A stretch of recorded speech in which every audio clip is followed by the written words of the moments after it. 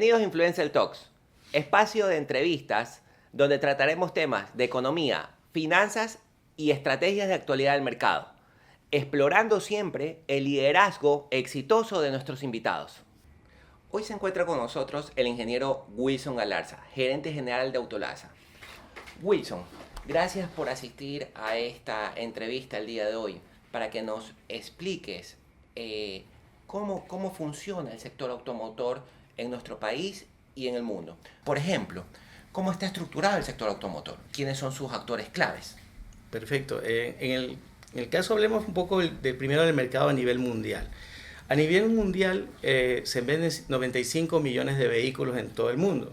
Las tasas de crecimiento mayores están concentradas en China, que están cerca del 13%. Estados Unidos está con una tasa de más o menos el 0,1%. Y Sudamérica está con una tasa de crecimiento del 4%. Eso te puede hablar a ti de que los productos, y es importante recalcar esto, de dónde vienen primariamente. Anteriormente, si tú recordarás, hace unas 2 décadas atrás, los productos venían primariamente al Ecuador de Corea, cuando empezó Hyundai. Y mucho antes de eso, primariamente venían de Estados Unidos y Japón. Entonces, lo que te estoy explicando es un poco para que tus televidentes puedan tener claro por qué la tendencia hoy en día es China. Y China empieza con este arranque represado de producto de su esquema económico a resurgir en las últimas décadas, y eso hace que el mercado automotriz ecuatoriano también sea influenciado por esa misma ola. ¿Qué es lo que encontramos a diferencia de 2 décadas atrás en el Ecuador? Tienes 2 tipos de participantes. Primariamente tienes las ensambladoras, que existen alrededor de 4 o 5, y te digo 4 o 5 porque algunas se activan y otras se reactivan. Tienes el ensamblaje de Chevrolet primariamente, con su ensambladora Omnibuses OBB. Luego tienes la ensambladora de Aimesa, que ensambla primariamente Kia, y algo también de Volkswagen. Y tienes también otro participante primario, que es la ensambladora de Great Wall, que fue creada en la última década. Y eso es lo que te explica, la introducción que te hice, cómo está compuesto el mercado ecuatoriano. Eso en cuanto a ensambladoras, ensamblaje local. Luego tienes el otro tipo de participante o otras marcas, que son las importadoras netas. Vamos a decir Peugeot, que la gente va a identificarse plenamente, es un carro que viene 100% importado, o vamos a hablar de BMW o Porsche, entre otras. Lo que nos lleva al día de hoy a que tengamos, de ser un mercado oligopólico, porque tú sabes que la automotriz en todo el mundo, no en Ecuador, está considerado un mercado oligopólico. Hoy, con la introducción de 60 marcas más, ya no podemos hablar prácticamente de un mercado oligopólico. Tenemos que hablar ya prácticamente de un commodity, de un mercado de libre competencia, porque tiene 60 marcas adicionales para un total de más de 80 que habitan ya en el país. Claro. Inicialmente, imagínate, de 20, donde obviamente tenías primariamente con la mayor participación de mercado de Chevrolet del mundo en Ecuador, al día de hoy con 32%, que antes tenía el 45%. ¿Cuáles son las que le siguen? Las coreanas. La segunda marca actualmente en el país es Kia, que le sigue muy de lejos con un 12-11% de participación del mercado ecuatoriano. O sea, de cada 10 carros, 1 es Kia y obviamente casi 3 punto algo son Chevrolet. Y luego tienes Hyundai, que está con un 8%, alrededor de un 8%. Varía mes a mes, lo que te decía. Pero lo interesante aquí es que ya la cuarta marca es Great Wall. Ahora, hay que entender también cómo funciona esto del mercado ecuatoriano. Tanto Great Wall como Chevrolet como Kia tienen un mix de portafolio de productos, que algunos son ensamblados en el país y otros son 100% importados. ¿Qué es lo que ha pasado con el ensamblaje en los últimos años? Producto de los cambios de las leyes, las condiciones, tanto como son ICE, la normativa 034, que es temas de seguridad en el automotor para protección de los conductores, esto ha ido variando. Y esto ha ido variando en función de que cada marca tiene un compendio de marcas. Por ejemplo, si tú analizas a Chevrolet, Chevrolet tiene dentro de la camioneta D-Max, que en realidad es Isuzu. Tienes los Vitara, que en realidad son Suzuki. Y así tienes otros productos como Spark GT o como el mismo Cavalier, que terminan siendo ex-Daewoo, de la antigua y quebrada Daewoo, de la cual era propietaria Chevrolet.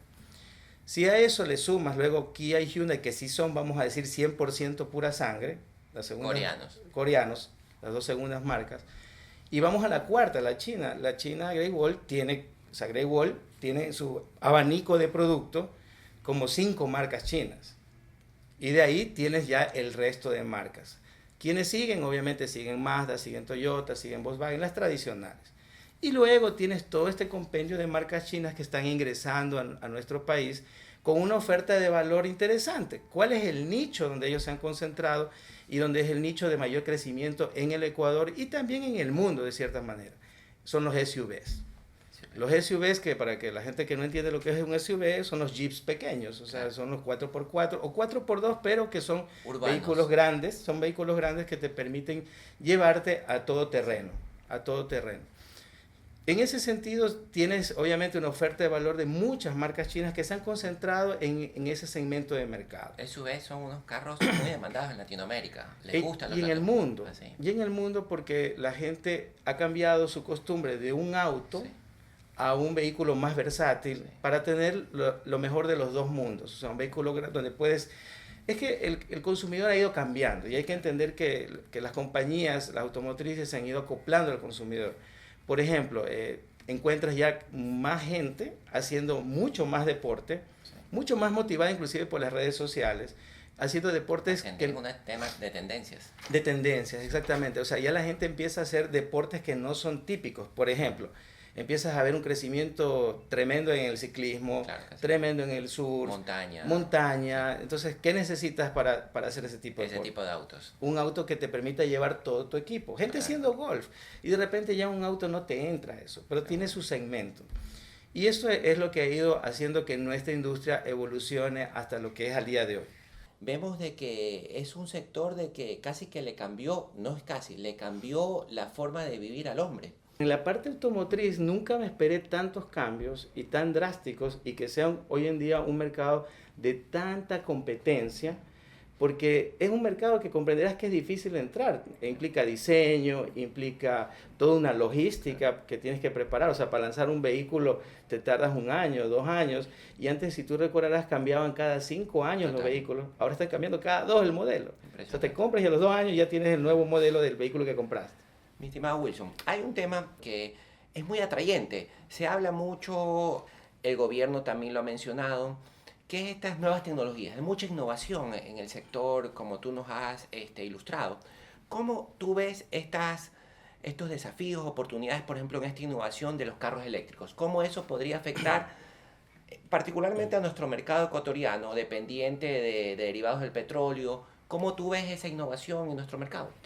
Bueno, Meli Barra, que es la presidenta de General Motors a nivel mundial, ya lo mencionó. Dijo que la industria va a cambiar en los próximos 5 años como nunca había cambiado en los últimos 60 años.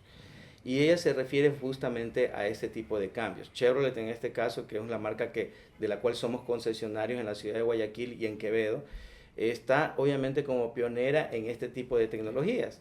Ahora hay que entender que las tecnologías también son una moda muchas veces, pero en el caso de eléctrico sí hay un tema que va más allá de la moda, sino que genera un tema de concientización sobre el tema climático.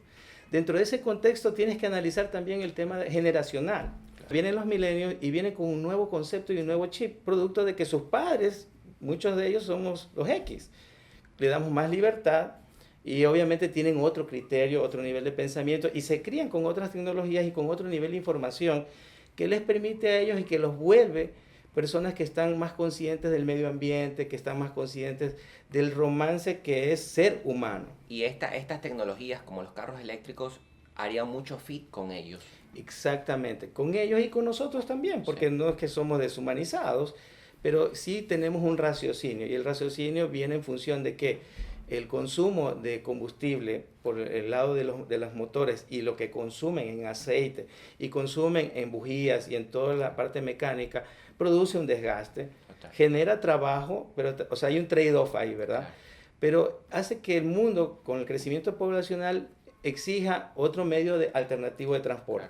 Y ves que todo esto va evolucionando. Inclusive aquí en el Ecuador, en la provincia de Loja, ya hay una cooperativa con taxis de marcas chinas, eléctricos, 100% eléctricos. El municipio de la ciudad de Guayaquil ha anunciado de que ha traído los buses.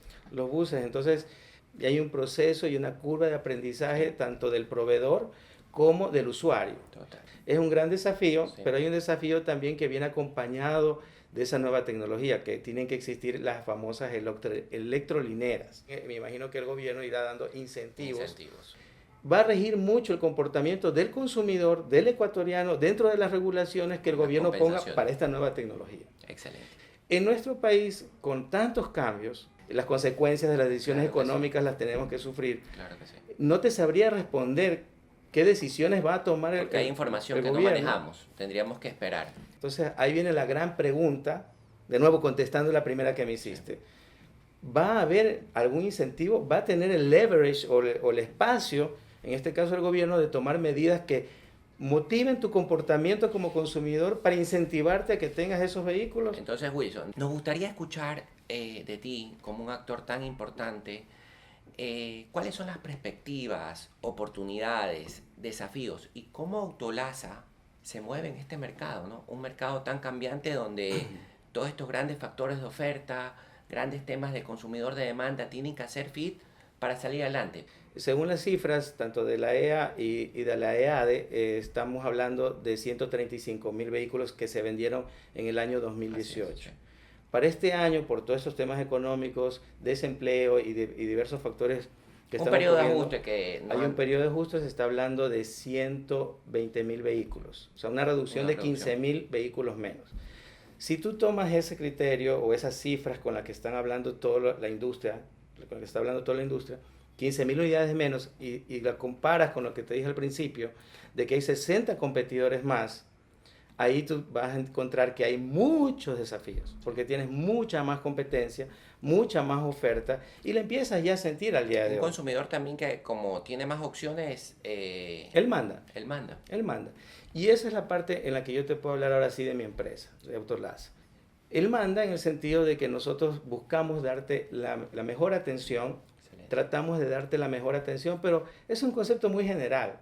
Siempre hablamos del cliente, pero la persona no peor pagada, y yo quisiera que esto cambie algún día a nivel mundial, pero una de las menos pagadas, no digo peor, pero menos pagadas es la recepcionista. ¿Y quién te atiende cuando tú llegas? La recepcionista. Entonces, ¿qué es lo que hemos creado en Autolasa? Sistemas de compensación en el cual, sí, te pagamos tu básico y lo que manda la tabla por ser recepcionista, pero por otras funciones en las cuales recopilamos mucha data, sí, claro, para poderla tabular, que de nuevo, cualquier data es pasada, sí, a no ser que la estés proyectando, claro, pero esa data es pasada, cuántos clientes nos visitaron, claro, de qué edades son, por qué vinieron primariamente, es lo que nos ha permitido a nosotros ir evolucionando. Y no tenemos un servicio perfecto, por supuesto que no, pero en gran parte y en gran medida tratamos de hacer un traje a la medida, contrario a lo que se habla hoy en día, de tal vez sistematizar los temas, digitalizarlos, estandarizarlos. En una reducción de departamentos que tuvimos, nosotros tenemos un bar donde puedes servirte un café, una agua, y le digo a mi gerente de recursos humanos, ¿qué pasó con uno de los chicos? ¿Está enfermo? Porque no lo veo ya 3 días. Me dice, no, lo sacamos. Yo, ¿por qué lo sacaron? No entiendo. ¿Qué razonamiento utilizaron para sacarlo? La atención del cliente, del que llega y quiere un agua, quiere una cola, ya me la dañó totalmente. Total. Le dije, ¿qué es más caro? Mira, ahorita está un solo chico, ya no están los dos, y un chico está vendiendo el 30% de lo que vendía del bar. Y ya no es autosustentable, ya pasó a ser una unidad de negocios en rojo. Todo porque sacaste a esta persona por ahorrar un básico.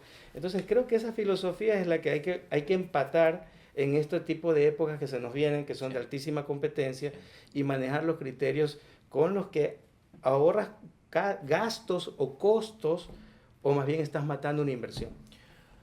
Estimado Wilson, no sabes lo agradecido que te quedamos en este espacio que lo hemos abierto de hablar con empresarios influyentes. Gracias por tu participación. Gracias a ti, más bien muy contento de estar con ustedes y muy agradecido Wilson, por esto. Un abrazo. Gracias.